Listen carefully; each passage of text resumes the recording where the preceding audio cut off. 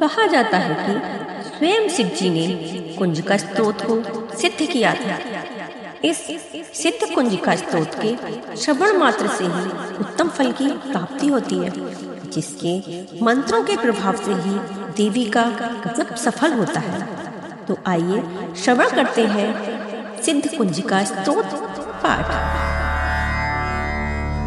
शृणु देवी प्रवक्ष्यामि कुंजिका स्तोत्रमुत्तमं, येन मंत्र प्रभावेण चंडी जापासुहो भवेत्। न कवचं नार्गला स्तोत्रं, कीलकं न रहस्यकं, न सूक्तिं नापं ध्यानं च, नान्यासो न च वार्चनम्। कुंजिका पाठ मात्रेण दुर्गा पाठ फलं लभेत्, अतिग्रहात्रं देवी देवानामपि दुर्बलम्। गोपनीयं प्रयत्नेन स्वयोनिरव पार्वती, मारणं मोहनं वश्यं स्तम्भनोच्चाटनादिकं, पाठमात्रेण संसिद्धेत् कुंजिका स्तोत्रमुत्तमम्।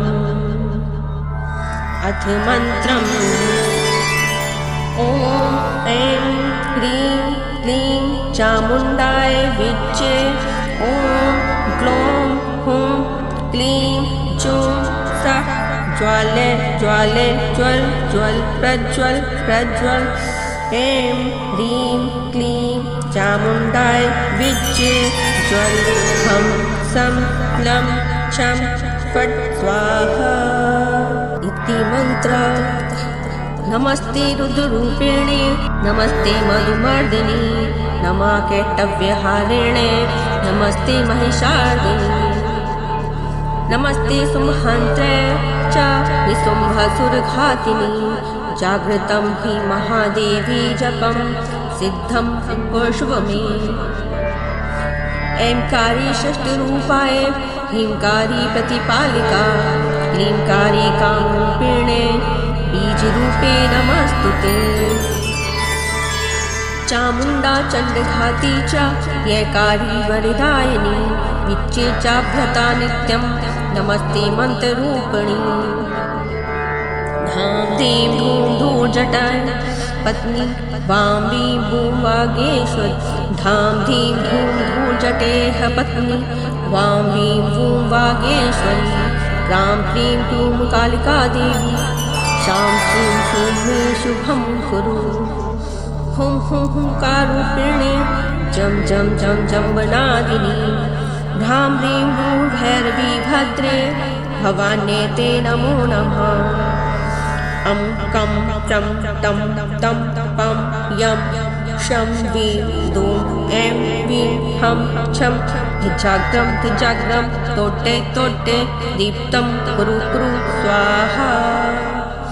पां पीं पूं पार्वती पूर्णा, खां खीं खूं खेचरी तथा। सां सीं सूं सप्तसती दिव्या, मन्त्रसिद्धं कुरुष्व मे। इदं तु कुंजिका स्तोत्रं मन्त्रजागृति हेतवे, अभ्यक्तेन विदातव्यं गोपितं रक्ष पार्वती।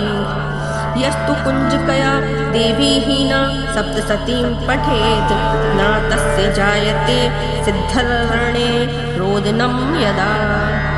इति रुद्रमालाय गौरीतन्त्रे शिवपार्वती संवादे कुंजिका स्तोत्रं सम्पूर्णम्। ॐ तत्सत्।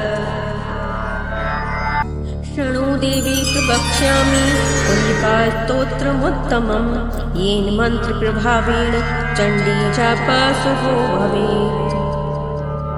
न कवचं नार्गला स्तोत्रं, कीलकं न रहस्यकं, न सूक्तिं नापं ध्यानं च, नान्यासो न च वार्चनम्। कुंजिका पाठ मात्रेण दुर्गा पाठ फलं लभेत्, अतिग्रहात्रं देवी देवानामपि दुर्बलम्।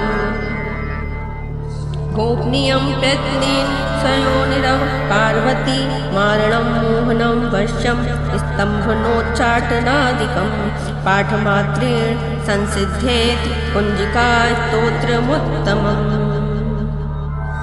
अथ मन्त्रम्। ॐ ऐं ह्रीं क्लीं चामुण्डाय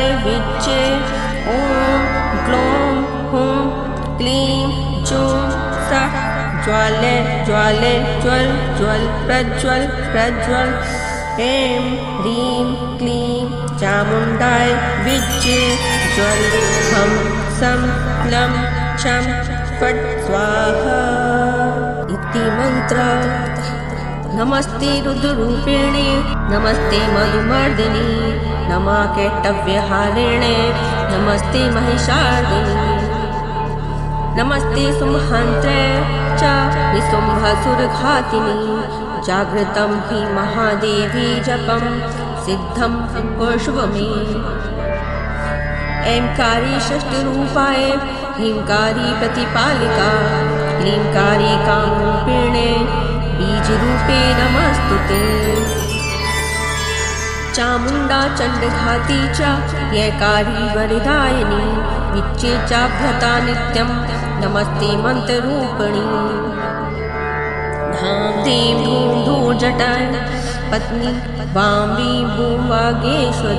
धां धीं धूं धूर्जटेह पत्नी वां वीं भूं वागेश्वरी।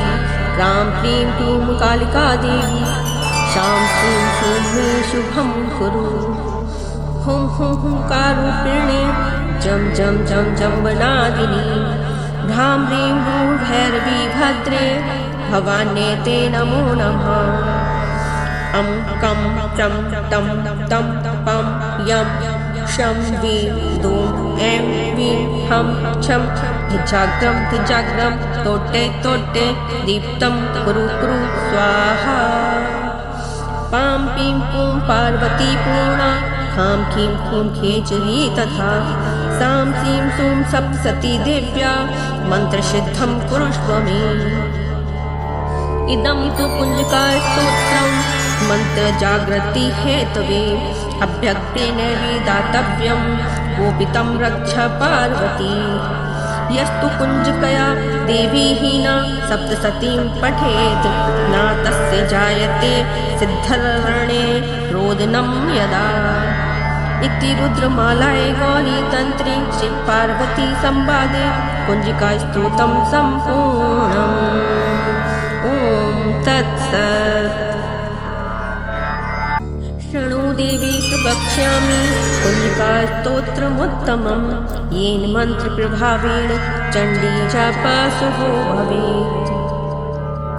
न कवचं न अर्गलास्तोत्रं कीलकं न रहस्यकं न सूक्तिं न पं ध्यानं च न न्यासो न च वार्चनम्। कुञ्जिकापाठमात्रेण दुर्गापाठफलं लभेत्। अतिग्रहात्रं देवी देवानामपि दुर्बलम्। गोपनीयं प्रयत्नेन स्वयोनिरव पार्वती मारणं मोहनं वश्यं स्तम्भनोच्चाटनादिकं पाठमात्रेण संसिद्धेत् कुञ्जिकास्तोत्रमुत्तमम्। अथ मन्त्रम्। ॐ ऐं ह्रीं क्लीं चामुण्डाय विद्ये। ॐ ग्लौं हुं क्लीं चूं सः ज्वाले ज्वाले ज्वल ज्वल प्रज्वल प्रज्वल। ऐं ह्रीं क्लीं चामुण्डाय विद्ये ज्वल हं सं लं छं फट् स्वाहा इति मन्त्र। नमस्ते रुद्ररूपिणे नमस्ते मधुमर्दिनि नमः कैटव्यहारिणे नमस्ते महिषार्दिनि नमस्ते सुमहन्त्रे च निशुम्भसुरघातिनि। जागृतं हि महादेवी जपं सिद्धं कुर्ष्व मे। ऐंकारी षष्ठरूपाय ह्रींकारी प्रतिपालिका क्लींकारी कामरूपिणे बीजरूपे नमस्तुते।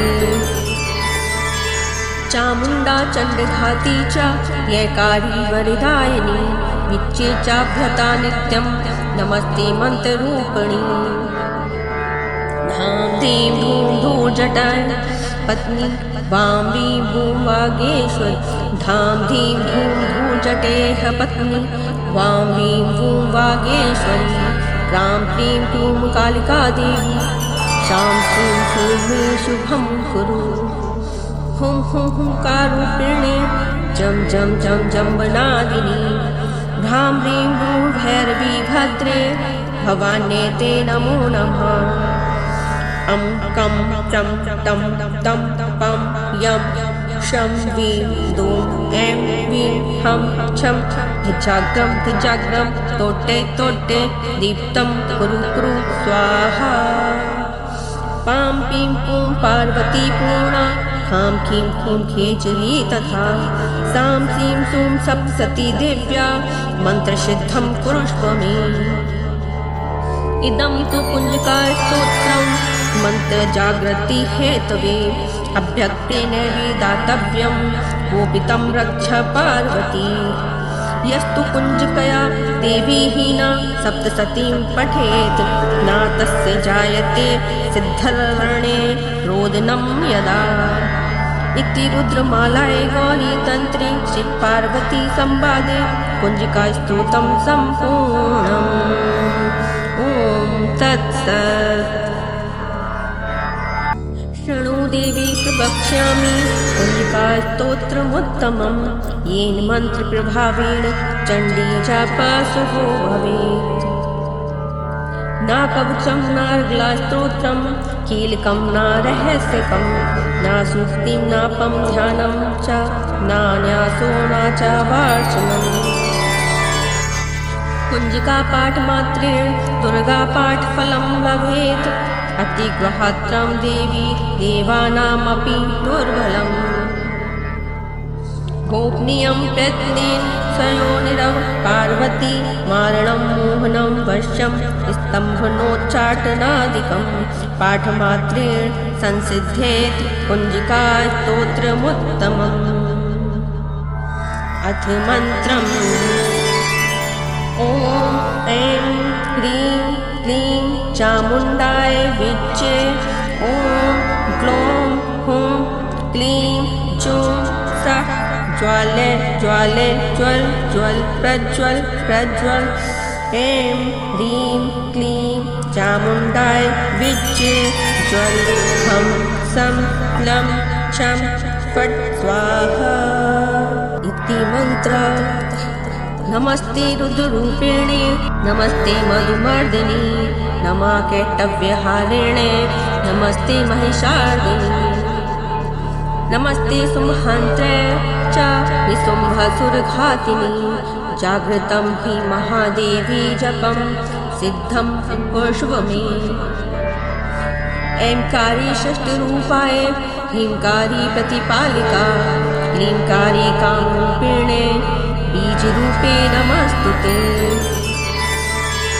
चामुण्डा चण्डघाती च यैकारी वरदायिनी विच्चे चाभ्यता नित्यं नमस्ते मन्त्ररूपिणी धां धीं धूं धूर्जटाय पत्नी वां वीं भूं वागेश्वर धां धीं धूं धूर्जटेह पत्नी वां वीं भूं वागेश्वरी क्रां क्रीं क्रूं कालिका देवी शां श्रीं शूं मे शुभं कुरु हुं हुं हुंकारूपिणे जं जं जं जम्बनादिनी भ्रां ह्रीं भ्रूं भैरवी भद्रे भवान्येते नमो नमः अं कं चं तं तं पं यं शं वीं दूं ऐं वीं हं छं धिजाग्रं धिजाग्रं तोट्टे तोट्टे दीप्तं कुरु कुरु स्वाहा पां पीं पूं पार्वती पूर्णा खां खीं खूं खेचरी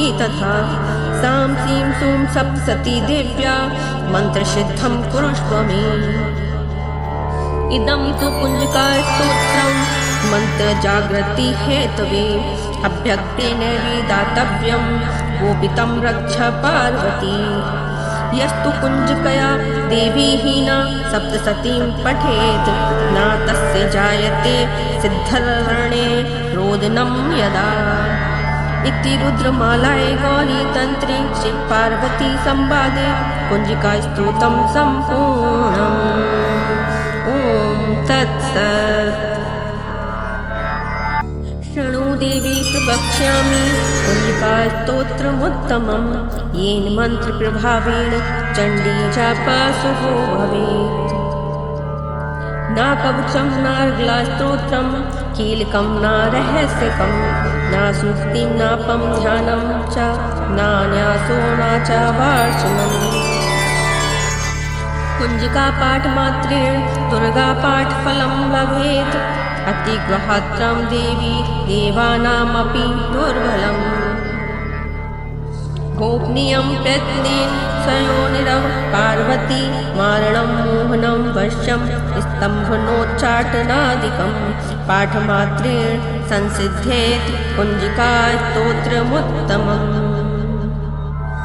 अथ मन्त्रम् ॐ ऐं ह्रीं क्लीं चामुण्डाय विच्चे ॐ ग्लौं हुं क्लीं चूं सः ज्वाले ज्वाले ज्वल ज्वल प्रज्वल प्रज्वल ऐं ह्रीं क्लीं चामुण्डाय विच्चे ज्वल हं सं लं चं फट् स्वाहा इति मन्त्र।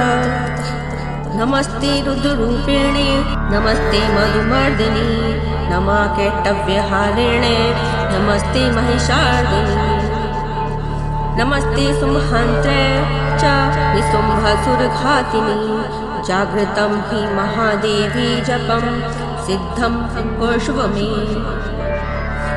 ऐंकारी षष्ठरूपाय ह्रींकारी प्रतिपालिका क्लींकारी कामरूपिणे बीजरूपे नमस्तुते। चामुण्डा चण्डघाती च यैकारी वरदायिनी विच्चे चाभ्यता नित्यं नमस्ते मन्त्ररूपिणी।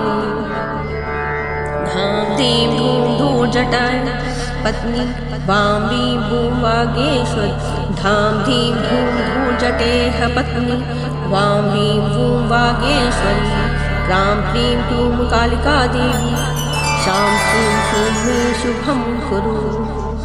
हुं हुं हुंकारूपिणे जं जं जं जम्बनादिनी ह्रां ह्रीं ह्रूं भैरवी भद्रे भवान्येते नमो नमः। अं कं चं तं तं पं यं शं वीं दूं ऐं वीं हं छं धिजाग्रं धिजाग्रं तोट्टे तोट्टे दीप्तं कुरु कुरु स्वाहा। पां पीं पूं पार्वती पूर्णा खां खीं खूं खेचरी तथा सां सीं सूं सप्तसती दिव्या मन्त्रसिद्धं कुरुष्व मे। इदं तु कुञ्जिकास्तोत्रं मन्त्रजागृति हेतवे अभ्यक्तेन विदातव्यं गोपितं रक्ष पार्वती। यस्तु कुञ्जिकया देवी हीना सप्तसतीं पठेत् न तस्य जायते सिद्धरणे रोदनं यदा। इति रुद्रमालायै गौरीतन्त्रे शिवपार्वती संवादे कुञ्जिकास्तोत्रं सम्पूर्णम्। ॐ तत्सत्।